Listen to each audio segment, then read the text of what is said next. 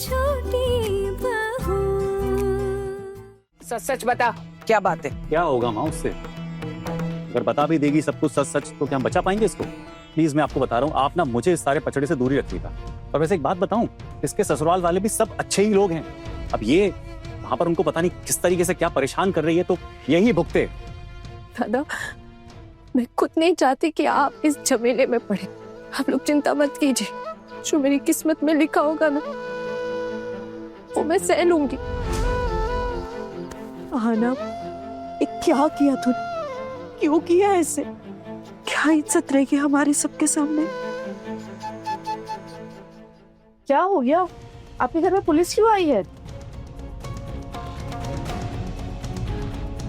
मेरे लिए आई है पुलिस। मेरे खिलाफ कंप्लेंट है इनके पास। क्या कंप्लेन है? मैंने अपनी सास को मारने की कोशिश की है। अटेम्प्ट टू मर्डर के चार्जेस है मेरे ऊपर, इसलिए पुलिस आई है मुझे यहाँ से ले जाने के लिए, पूछताछ करने के। आप लोग टेंशन मत लीजिए, मैं अभी आप लोग का मोहल्ला छोड़कर चली जाऊंगी। फिर आप अपने मोहल्ले में सबको बताइएगा कि आहाना ने ऐसा किया है। अभी तो थोड़ी देर पहले बोल रही थी कि मुझ पर भरोसा नहीं है क्या, और अब ऐसी बातें कर रही है। सच सच बता कि बात क्या है? दीदी, भले ही गुस्से में मैंने अपनी बेटी पर हाथ उठाया हो, लेकिन आप भी सच सच बताइए, आप कब से आहाना को देख रही है? वो आपके आंखों के सामने पली बड़ी है। क्या आपको सच में लगता है कि हमारी आहाना ऐसा कुछ कर सकती है? क्या कर सकते हैं और क्या नहीं, ये पता लगाना पुलिस का काम है। हमें लेट हो रहा है, निकलना होगा। क्या मालूम किसके दिल में क्या छुपा हुआ है।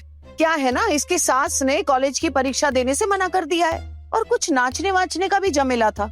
तू बता रही थी ना चुटकी, इसलिए उस बुढ़िया बेचारी को इसने नींद की गोली खिला दी होगी।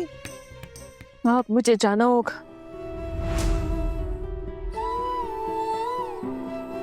इंस्पेक्टर साहब, क्या मैं अपने साथ कुछ सामान ले जा सकती हूँ? अब आप अपने साथ लेकर क्या जाएंगी वो आपका मामला है, पर ज्यादा सामान नहीं ले सकती। आना बेटा, तू वापस तो यही आएगी ना? नहीं तो कहाँ जाएगी तू? और तुझे क्या लगता है, इतना बड़ा इल्जाम लगाने के बाद क्या वो लोग तुझे अपने घर में लेंगे?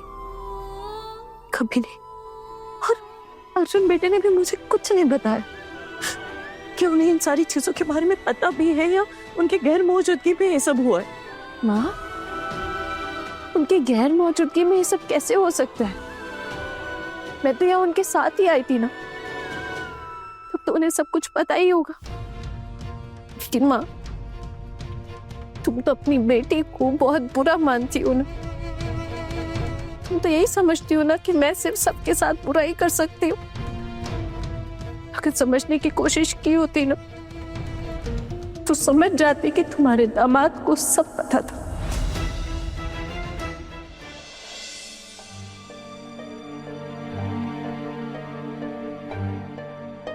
माँ,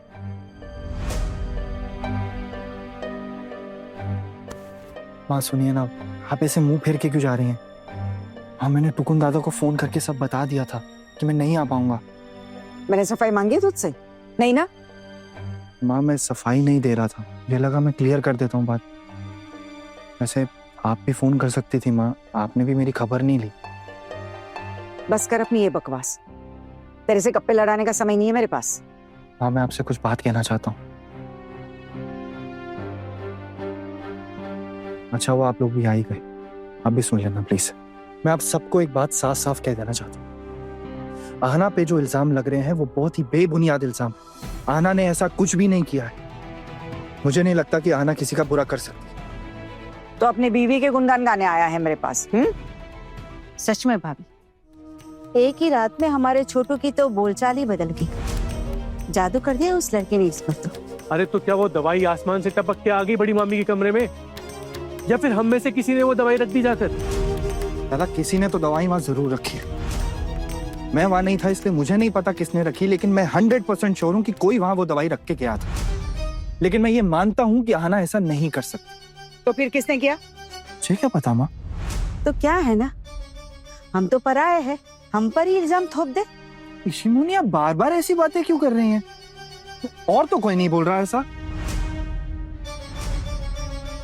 क्योंकि हम लोग तुम लोगों के भरोसे इस घर में रहते, डर लगा रहता है हमें कि कब कौन सा इल्जाम हम पर लग जाए और हमें घर से बाहर निकाल दिया जाए।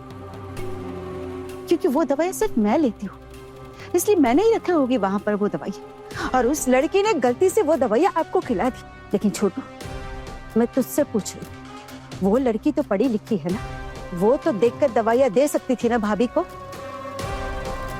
देख छोटू, साफ साफ बोल देती हूँ, अगर उस लड़की ने झूठा इल्जाम लगाया ना मुझ पर, तो मेरा बेटा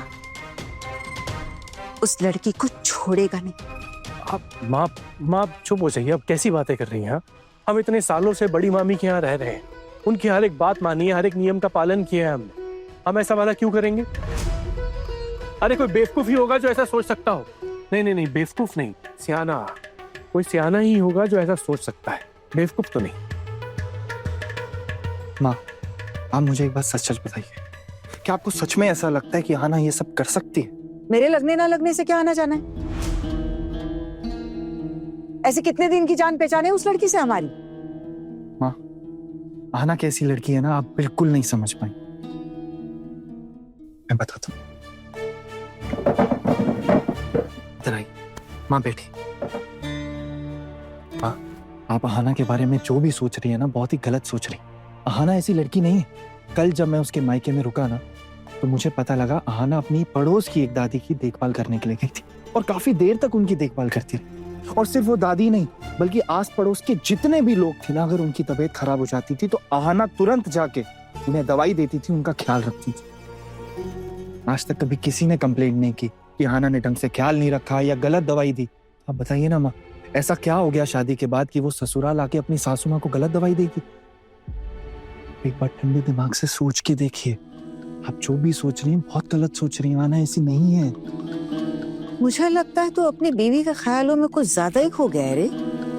देख छोटू, हमने पुलिस कंप्लेंट दर्ज करी है ना, अब पुलिस को आने दे। पुलिस ही बताएगी कि असली मुजरिम कौन है। गलत हुआ ना माँ, ऐसा थोड़ी करना चाहिए था आपको।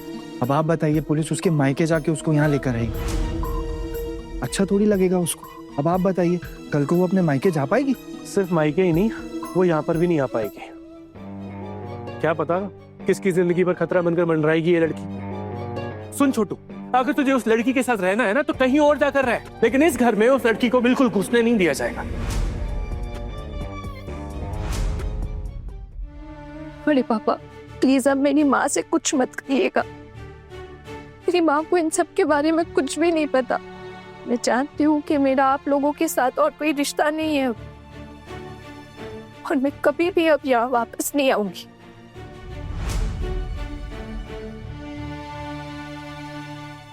बस मेरी माँ का ख्याल रखिएगा। मैं अपनी माँ के लिए तो कुछ नहीं कर पाई। यहाँ नहीं आएगी तो कहाँ जाएगी फिर?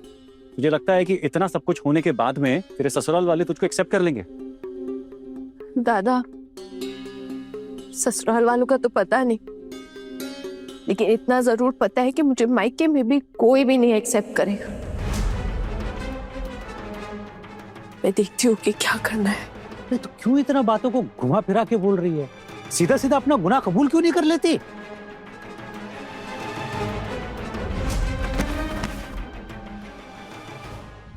बड़े घर की छोटी बहू के लेटेस्ट एपिसोड्स कभी भी कहीं भी अभी सब्सक्राइब करें दंगल प्ले ऐप। अपने पसंदीदा शो के फुल एपिसोड देखने के लिए अभी डाउनलोड करें दंगल प्ले ऐप।